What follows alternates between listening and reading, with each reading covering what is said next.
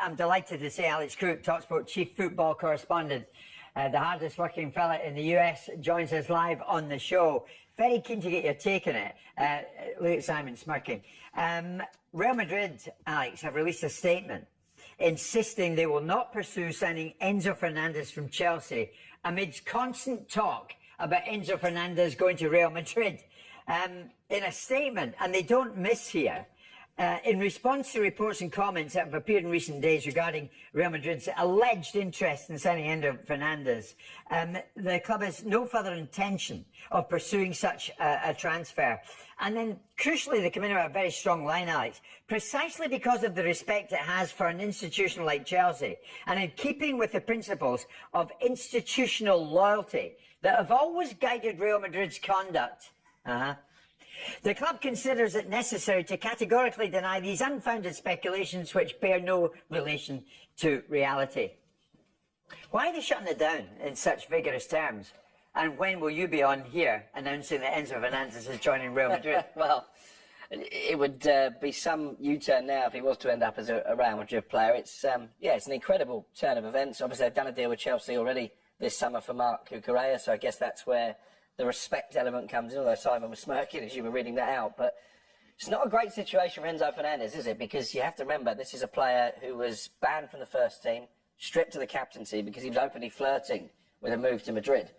Well, that door has been closed now. I don't see anybody else paying 120 million quid, which is what Chelsea want for Enzo Fernandez. So there's a certain element of towel between legs when he returns for pre-season training, I'd imagine. So, Simon, off the back of what Alex is telling us, why would Real Madrid go to such lengths to so publicly want to shut this down?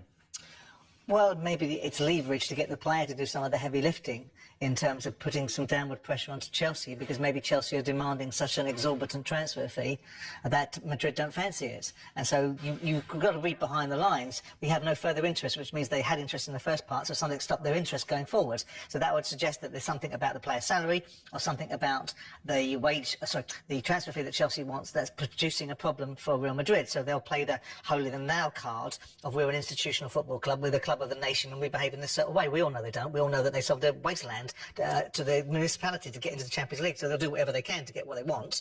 The fact is that perhaps it is about them asking, by definition, the player to do some heavy lifting, which is leaning on Chelsea saying, I ain't staying. Because I think Chelsea are baked into their thinking that he's going. Yeah. And with that in mind, it's a terrible position for the player to be in. I feel so awfully for him. We'll take that with a pinch of salt. The bottom line is, in the fullness of time, do you still expect them to join them? I don't know now, Jim. You know, I've never seen a statement quite like that where it come out publicly and remove their interest in a player. So I think it's difficult. I don't see that Chelsea are going to come down too much in their valuation. As I say, I'm not sure that people are queuing out the door to pay 120 million quid for Enzo Fernandez. Fernandez just needs to concentrate on where he is right now. He's just about to play in a major World Cup game. There's also an interesting... He's a World Cup winner, isn't he? There's also an interesting component part of this, isn't it? Alonso's coming in the building having just exited Real Madrid. So he will be in the player's ear going, well, you want to go over there, that circus? Be here. I'm going to build a team. You're going to be built around it. So there might be 100 moving parts. Yeah. And Madrid might have actually found themselves in the unfortunate position, and think about this as an alternate universe, that actually the players told them we don't want to come to them now. And actually Madrid are taking the trying to save face. Exactly. Yeah.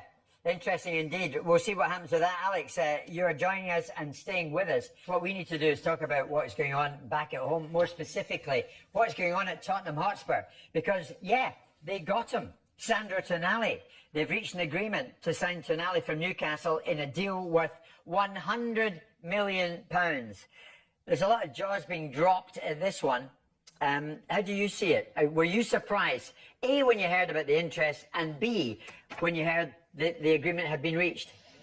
No, not surprised, because obviously when Daniel Levy left the club, the owners said they would prioritise sporting success. The only way they can do that is by changing their pay structure, changing their transfer policy. Up until this summer, I think Dominic Solanke was still their record signing at 65 million quid. They obviously smashed that to sign Matheus Fernandez for 85 million, and now it's broken it again to sign Sandro Tonali. And as I mentioned before, £270,000 a week is what they're paying Tonali. I think the offer that they made to Matheus Fernandez also dwarf what Manchester United were willing to pay. So they're trying to play catch up, aren't they? After two really poor years, and the only way to do that is to revamp the squad. And in Roberto De Zerbi, I think they've got a top-class coach. They're obviously building a team in his image, and I think it's going to be a much better season for Spurs next season than it has been for the last couple of years. Is there more to come? I think so. Yeah, they want a wide player, potentially a forward as well. Obviously, there'll be players leaving, but intriguingly, we've been mentioning for a week or so now that Lucas Bergvall was looking to leave because he thinks his playing time is going to be limited. It's my understanding they've told him he won't be sold, Lucas Bergvall, this summer. So as well as adding to the squad, they want to keep the best players that are already there. This feels like a new Spurs, doesn't it? It does. A proper Spurs that are competing on all fronts. Is it a statement signing for them? I think whenever you pay 100 million for a player, it's a statement. He's a top player, though, isn't he? He's a player that I think Arsenal would have expressed an interest I think they did express an interest, Arsenal. Yeah, but maybe the money is too big. Yeah. But I don't know how many of these £100 million players they can buy, Jim.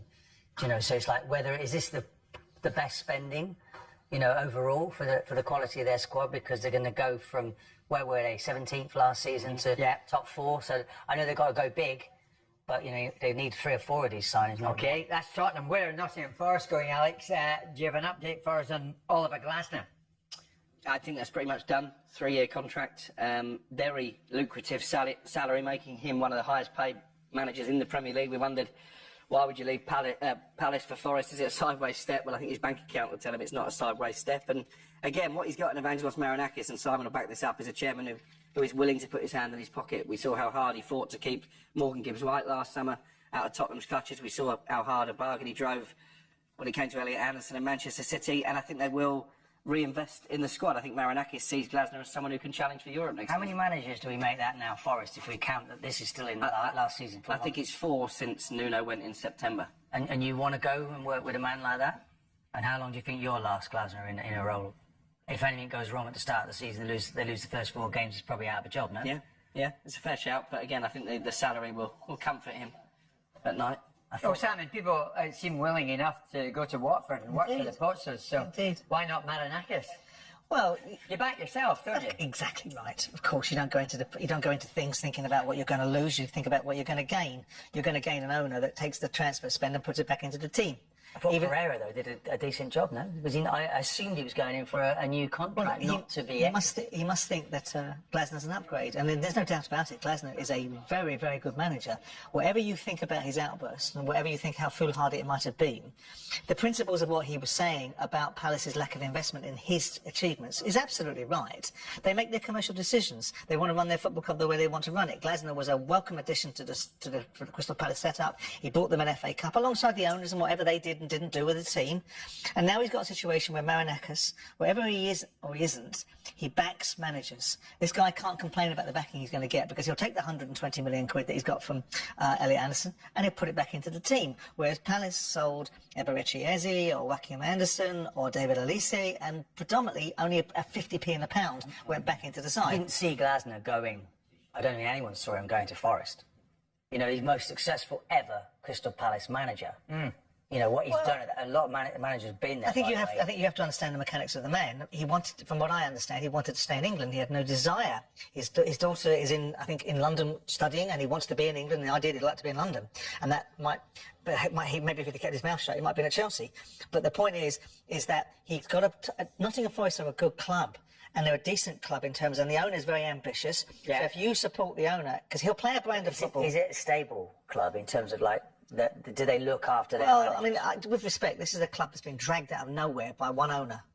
They were outside of the Premier League for 23 years. I think he's earned the right to do what he wants. Yeah, and you won't hear any Forest fan questioning his decision. Neither should they. And we finished very briefly. Lampard signs a new 3-year deal with Coventry. Was that ever in any doubt? Was he always going to stay at Coventry, do you think, Alex? From what I'm told, he did speak to Crystal Palace. But I think he realised that Doug King at Coventry, you had on the programme when he was appointed and gave his reasons for it, took him from the wilderness. And obviously he's repaid Doug King by taking Coventry back into the Premier League. And I think probably he felt it would be a bad look if he abandoned ship at the first possible opportunity. Okay.